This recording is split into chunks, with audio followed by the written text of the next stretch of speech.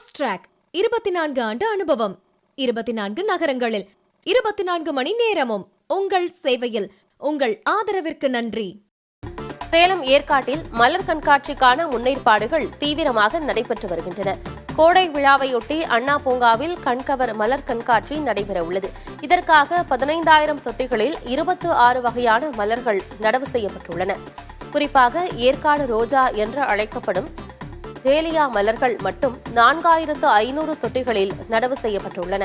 இதேபோல ரோஜா பூங்கா, தாவரவியல் பூங்கா ஆகிய இடங்களில் 6,000 பூந்தொட்டிகளில் மலர்கள் நடவு செய்யப்பட்டு கண்காட்சிக்காக தயார் செய்யப்பட்டு வருகிறது. மே மாத இறுதியில் கோடை விழா நடத்தப்படலாம் என்று கூறப்படுகிறது. ஃபாஸ்ட் ட்ராக் 24 ஆண்டு அனுபவம், 24 நகரங்களில் 24 மணி நேரமும் உங்கள் சேவையில். உங்கள் ஆதரவிற்கு நன்றி.